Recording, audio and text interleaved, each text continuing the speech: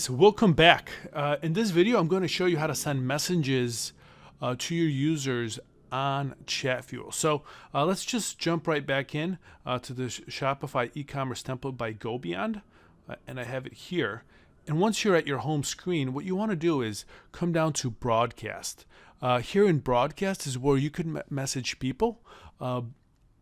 Either right now, you could add triggers, you could schedule it for another time, or you could even post from an external source. So let's start with the easiest one first. That's posting from an external source. For example, let's say that you have a Instagram feed that's really popular. People really like the pictures that you're taking, and you want to make those available to people in your bot. You can do this very easily by coming to Autopost from an external source. You would come here and you would create a new auto posting.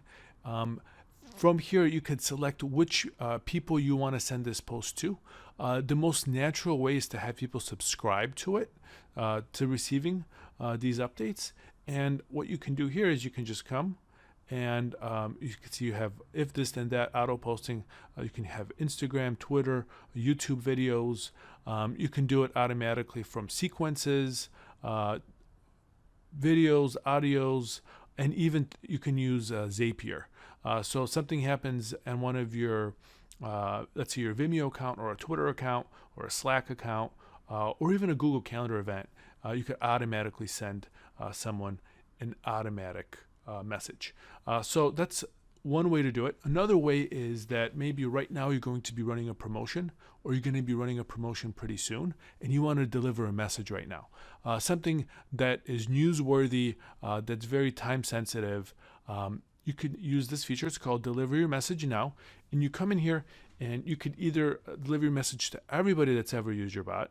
And you would do that by going to Segments and going to Reachable Users. Now, this is just a demo bot. And it's a demo store, so we only have 4 users. But in your case, you should have more, and your segments should be more filled out. So the more people that come in, you're going to get this area right here getting filled out with more variables. So, for example, it might be people coming from your website. So it could be website visitors. It might be people coming from different plugins. And they might be segmented out in that way. Another way you can do it is through user attributes. Now, user attributes are characteristics that the users have, and these characteristics could be characteristics regarding their name, their gender, their location, or it could be things that are behavioral, like, for example, what button they pressed, what text they wrote into the bot, what buttons and what pages and what blocks they've been visiting, what their preferences are. In an earlier video, we created this preference with this attribute called kitty love or hate it. And we asked users, do they love this kitty image, love it or hate it?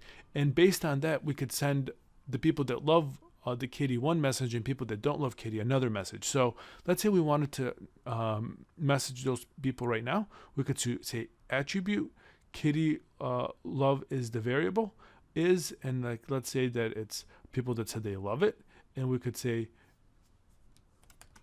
we love kitty too. And just like that, we have set up our message. And if we want to deliver, it's very simple. We just push the button, and the message has been sent. Just like that.